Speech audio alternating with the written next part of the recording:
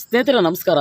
ಕೆಲವರು ಸ್ನೇಹಿತರು ಹೇಳ್ತಾರೆ, ಬ್ರದರ್ ನಾವು ಏನೋ ಒಂದು ಕೆಲಸವಲ್ಲಿ ನಾನು ಪ್ರಗತಿ ಕಾಣಬೇಕು, ಸಕ್ಸಸ್ ಆಗಬೇಕು ಅಂಥೇಳಿ ಎಷ್ಟೋ ದಿನಗಳಿಂದ ಕನಸನ್ನು ಕಟ್ಕೊಂಡು ಅದಕ್ಕೆ ಬೇಕಾಗದಂಥ ಕಮಿಟ್ಮೆಂಟನ್ನು ಕೊಟ್ಟು ಅದಕ್ಕೆ ಕೊಡಬೇಕಂತ ಶ್ರಮವನ್ನು ಕೊಟ್ಟು ಬೆಳಗ್ಗೆ ರಾತ್ರಿ ಹಗಲು ಏನೇ ಫಂಕ್ಷನ್ ಇದ್ದರೂ ಪರ್ಸ್ನಲ್ ಇದ್ದರೂ ಮನೇಲಿ ಎಂಥ ಒಂದು ಪ್ರಾಬ್ಲಮ್ ಇದ್ದರೂ ಅದನ್ನೆಲ್ಲ ತ್ಯಾಗ ಮಾಡಿ ಊರು ಬಿಟ್ಟು ತಂದೆ ತಾಯಿನ ಬಿಟ್ಟು ಎಲ್ಗೋ ಬಂದು ಎಲ್ಲೆಲ್ಲೋ ಇದ್ದು ಏನೇನೋ ತಿನ್ಕೊಂಡು ಯಾವ ಥರನೋ ಜೀವನ ಮಾಡಿಕೊಂಡು ಅದಕ್ಕೆ ಅಂತಲೇ ನಾವು ಪ್ರಾಣನ ಮುಡುಪಾಗಿಟ್ಟು ಕೆಲಸ ಮಾಡ್ತಾಯಿದ್ದೀನಿ. ಇವತ್ತು ನನ್ನ ಗೆಲುವು ಸಿಗುತ್ತೆ, ನಾಳೆ ಒಳ್ಳೆ ದಿನ ಬರುತ್ತೆ ಅಂತೇಳಿ ಈ ಥರ ದಿನಗಳನ್ನು ಕಳೆಯೋದೇ ಜಾಸ್ತಿ ಆಯಿತು. ವರ್ಷ ಆಯಿತು, 2 ವರ್ಷ ಆಯಿತು, ಆದರೂ ಕೂಡ ಅದರಲ್ಲಿ ನಾನು ಒಂದು ಮಟ್ಟಕ್ಕೆ ಹೋಗಿ ನಿಲ್ಲಕ್ಕಾಗ್ತಾನೇ ಇಲ್ಲ. ಇಷ್ಟು ಮಾಡಿದ್ರೂ ಕೂಡ ನನ್ನ ಪ್ರಯತ್ನಕ್ಕೆ ಆ ದೇವರು ಫಲ ಕೊಡ್ತಾ ಇಲ್ಲ. ಏನು ಮಾಡಬೇಕು ಅಂತೇಳಿ ತುಂಬ ಮಾನಸಿಕವಾಗಿ ಉಳ್ಕೊಂಬಿಟ್ಟಿದ್ದೀವಿ ಬ್ರದರ್ ಅಂಥೇಳಿ ಕೆಲವರಲ್ಲಿ ಪ್ರಶ್ನೆಗಳಿದ್ದಾವೆ. ಅಂಥವರು ಕೂಡ ನನ್ನ ಸೋಷಿಯಲ್ ಮೀಡ್ಯಾದಲ್ಲಿ ಕೇಳಿದ್ದಾರೆ ಕೂಡ. ಬ್ರದರ್ಸ್, ಇಷ್ಟೇ ನಿಮ್ಮ ಈ ಒಂದು ಇರೋ ಒಂದು ಏನು ಕನ್ಫ್ಯೂಷನಲ್ಲಿ ಇದೆಯಲ್ಲ, ಇಂಥ ಒಂದು ಕನ್ಫ್ಯೂಷನ್ಗಳಲ್ಲೇ ಇಂಥ ಒಂದು ಟೈಮಲ್ಲೇ ನೀವು ಧೈರ್ಯ ಮಾಡಿ ಇಡೋವಂಥ ಹೆಜ್ಜೆನೇ ನಿಮ್ಮ ಸಕ್ಸಸ್ಸಿಗೆ ಹತ್ತಿರ ಆಗುವಂಥ ಹೆಜ್ಜೆ. ಇದನ್ನು ಯಾರು ವಾಸ್ತವವನ್ನು ಅರ್ಥ ಮಾಡ್ಕೊಂಡಿಲ್ವೋ ಎಲ್ಲರೂ ಕೂಡ ಇವತ್ತು ಮನೆಯಲ್ಲಿದ್ದಾರೆ. ಇದನ್ನು ಯಾರು ಚೆನ್ನಾಗಿ ವಾಸ್ತವವನ್ನು ಅರ್ಥ ಮಾಡಿಕೊಂಡು ಇದೇ ಸ್ಟ್ರಗಲ್, ಇದೇ ಪ್ರಾಬ್ಲಮ್ಸ್, ಇದೇ ಫೈಲ್ಯೂರ್, ಇದೇ ಒಂದು ಪೇಷನ್ಸಿಂದ ಕಾದು ಇನ್ನೊಂದು ನೆಕ್ಸ್ಟ್ ಲೆವೆಲ್ ಹೋಗೋದಕ್ಕೆ ಈ ಕ್ಷಣದಲ್ಲೇ ನಾವು ಏನಾರು ನಿರ್ಧಾರವನ್ನು ತಗೊಂಡು ಇನ್ನೂ ಮುಂದೆ ನುಗ್ತೀನಿ, ಇನ್ನೂ ಇದನ್ನು ನೆಕ್ಸ್ಟ್ ಲೆವೆಲ್ಗೆ ತೊಗೊಂಡೋಗ್ತೀನಿ, ಇನ್ನೂ ಇದಕ್ಕಿಂತ ಕಠಿಣವಾಗಿ ಕೆಲಸ ಮಾಡ್ತೀನಿ ಅಂತ ಹೇಳಿ ನಿರ್ಧಾರ ಮಾಡಿ ಖಂಡಿತವಾಗಿ ನೀವು ಸಕ್ಸಸ್ ಹತ್ತಿರ ಆಗ್ತೀರಾ. ಸಕ್ಸಸ್ ಅನ್ನೋದೇನು ಸುಮ್ಮನೆನಾ? ಅಷ್ಟು ಈಸಿಯಾಗಿ ಸಿಕ್ಬಿಡುತ್ತಾ? ಸಕ್ಸಸ್ ಅಷ್ಟು ಈಸಿಯಾಗಿ ಸಿಗುವಂದಿದ್ದರೆ ಇವತ್ತು ಗಲ್ಲಿಗೆ ಮನೆಗೆ ಇವತ್ತು ಸಾಧಕರೆಲ್ಲ ತುಂಬೋಗಿರೋರು. ಇವತ್ತು ಯಾರೋ ಬಡವರನ್ನೇ ಇರ್ತಾ ಇರಲಿಲ್ಲ. ಯಾಕಂದರೆ ಒಂದು ಬಡ ಕುಟುಂಬದಲ್ಲಿ ಇರೋ ಒಂದು 5 ಜನದಲ್ಲಿ ಒಬ್ರಿಗಾದರೂ ನಾನು ಬೆಳಿಬೇಕನ್ನೋ ಛಲ ಇದ್ದೇ ಇರುತ್ತೆ. ಅವರೆಲ್ಲರೂ ಅಂದ್ಕೊಂಡಷ್ಟು ಪೇಷನ್ಸಿಂದ ಬರುವಂಥ ಪ್ರಾಬ್ಲಮ್ಸ್ಗಳನ್ನು ಸಾಲ್ವ್ ಮಾಡಿ ಅದನ್ನೇ ಪ್ರಾಣ ಮುಡುಪಾಗಿಟ್ಟು ಅವರು ಸೀರಿಯಸ್ಸಾಗಿ ತಗೊಂಡ್ರೆ ಒಂದು 5 ವರ್ಷ ಆಗಿದ್ರೂ ಪರವಾಗಿಲ್ಲ, ಅದೇ ನಾನು ಕೆಲಸ ಮಾಡ್ತೀನಿ, ಗೆಲ್ತೀನಿ ಅಂತೇಳಿ ನಿರ್ಧಾರ ತಗೊಂಡಾಗ ಮಾತ್ರ ಅಲ್ವಾ ಸಕ್ಸಸ್ ಅವ್ರ ಹತ್ರ ಆಗೋದು. ಅಂಥ ಒಂದು ನಿರ್ಧಾರನ 100%ಅಲ್ಲಿ ಜನ 98% ಜನ ತಗೊಳ್ಳಲ್ಲ. ಆದ ಕಾರಣ ಎಲ್ಲರೂ ಕೂಡ ಫೇಲ್ಯೂರ್ ಆಗಿದ್ದಾರೆ. ಎಲ್ಲರೂ ಕೂಡ ಸಾಧಾರಣವಾದ ಜೀವನ ನಡೆಸ್ತಾ ಇದ್ದಾರೆ. ಎಲ್ಲರೂ ಕೂಡ ಸರಳವಾದ ಬದುಕನ್ನು ಕಟ್ಕೊಂಡಿದ್ದಾರೆ. ಯಾರು ಆ 2% ಲೈಫನ್ನು ಚಾಲೆಂಜ್ ತೊಗೊಂಡು ರಿಸ್ಕನ್ನೇ ಮಜಾ ಮಾಡಿಕೊಂಡು ಅವ್ರ ತಲೆಯಲ್ಲಿ ಗೆಲ್ಲಬೇಕು, ಮಾಡು ಇಲ್ಲ ಮಡಿ ಅನ್ನೋ ಸಿದ್ಧಾಂತನ ತಲೆಯಲ್ಲಿ ಇಟ್ಕೊಂಡು ಕೆಲಸ ಮಾಡಿ ಮುಂದೆ ಹೆಜ್ಜೆ ಇಡ್ತಾ ಹೋಗಿದಾರಲ್ಲ, ಅವರೆಲ್ಲ ಇವತ್ತು ಸಾಧಕರಾಗಿದ್ದಾರೆ. ನಿಮ್ಗೆ ಅರ್ಥ ಆಗಿರಬೇಕು, ಸಾಧನೆಗೆ ಸಕ್ಸಸ್ ಅನ್ನೋ ವರ್ಲ್ಡ್ ಏನಿದೆ ಅದಕ್ಕೆ ಬೇಕಾಗಿದ್ದನ್ನು ನಾವು ಕೊಟ್ಟಾಗ ಅದು ನಮಗೆ ಸಿಗುತ್ತೆ. ತಾಳ್ಮೆ ನಮ್ಮದು, ಶ್ರಮ ನಮ್ಮದು, ಫಲ ಮಾತ್ರ ಅವಂದು.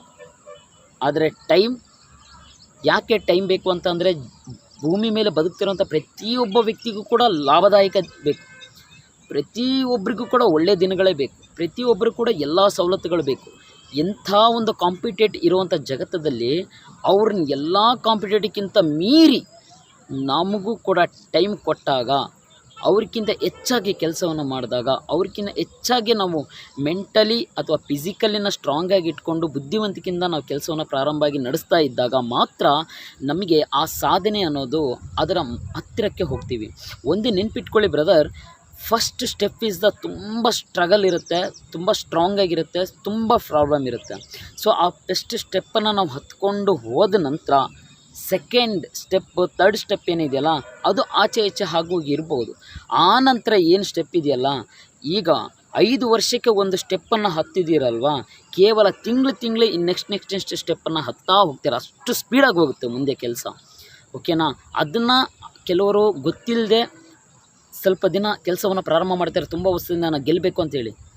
ಅದ್ರ ಬಗ್ಗೆ ಡಿಮೋಟಿವೇಟ್ ಆಗ್ತಾರೆ. ಯಾಕೆ ಅಂತ ಹೇಳಿದ್ರೆ ತಾನು ಅಂದ್ಕೊಂಡಷ್ಟು ಈಸಿಯಾಗಿಲ್ಲ, ತಾವು ಕನಸ್ಕೊಂಡಷ್ಟು ಈಸಿಯಾಗಿ ಸಿಗ್ತಾ ಇಲ್ಲ ಕೈಗೆ.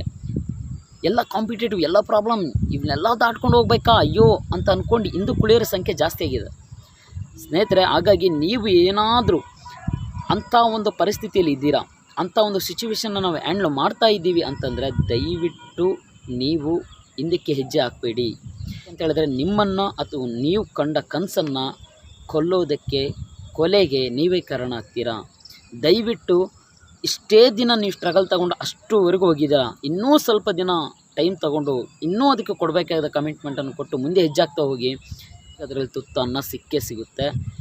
ಯಾಕೆಂತೇಳಿದ್ರೆ ಕೈಲಾಸ ಪ್ರಯತ್ನ ನಿಂದು ಫಲ ನಂದು ಅಂತೇಳಿ ಭಗವದ್ಗೀತೆಯನ್ನೇ ಹೇಳಿದೆ.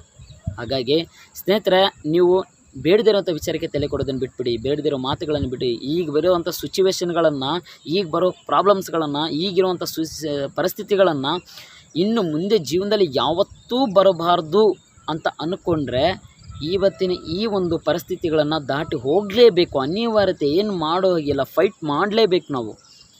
ಒಬ್ಬ ಹೀರೋ ಆಗಬೇಕಂತಂದ್ರೆ ಫೈಟ್ ಮಾಡ್ದೇನೆ ಹೀರೋ ಆಗ್ತಾನಾ? ಅಥವಾ ಬಂದಿರುವಂಥ ಪರಿಸ್ಥಿತಿಗಳನ್ನೆಲ್ಲವನ್ನು ದಾಟಿಕೊಂಡು ಅದನ್ನು ಮೆಟ್ಟಿ ನಿಲ್ಲದೇನೆ ಒಬ್ಬ ನಾಯಕ ಆಗೋದಕ್ಕೆ ಸಾಧ್ಯನಾ? ಇಲ್ಲ. ನಮ್ಮ ಜೀವನದಲ್ಲೇ ನಾವು ನಾಯಕರಾಗಬೇಕು, ಒಬ್ಬ ಹೀರೋ ಆಗಿ ನಿಲ್ಲಬೇಕು ಅಂತಂದರೆ ಈ ಎಲ್ಲ ಪರಿಸ್ಥಿತಿಗಳನ್ನು ಫೈಟ್ ಮಾಡಬೇಕು. ಸ್ನೇಹಿತರೆ, ನೀವು ಇರುವಂಥ ಸಿಚುವೇಷನನ್ನು ಬೇರೆ ಥರ ನೆಗೆಟಿವ್ ತಗೊಳ್ಳದೆ ಅದನ್ನು ಪಾಸಿಟಿವ್ ತೊಗೊಂಡು ನೆಕ್ಸ್ಟ್ ಲೆವೆಲ್ಗೆ ಹೋಗಿ ಈ ಕ್ಷಣದಲ್ಲಿ ನೀವಿಡುವಂಥ ಒಂದು ಹೆಜ್ಜೆನೇ ನಿಮ್ಮ ಸಕ್ಸಸ್ ಹತ್ತಿರ ಆಗ್ತೀರಾ. ಓಕೆ, ಅಂಥ ಒಂದು ಕನ್ಫ್ಯೂಷನಲ್ಲಿ, ಅಂಥ ಒಂದು ಮಾನಸಿಕ ಒಂದು ಪ್ರಶ್ನೆಯಾಗಿ ಇರುವಂಥ ವಿಚಾರದಲ್ಲಿ ನಿಮಗೆ ಅಷ್ಟೋ ಸಮಾಧಾನ ಮಾಡ್ಬೋದು ಅಂದ್ಕೊಂಡಿದ್ದೀನಿ ನಾನು ಈ ಮಾತು.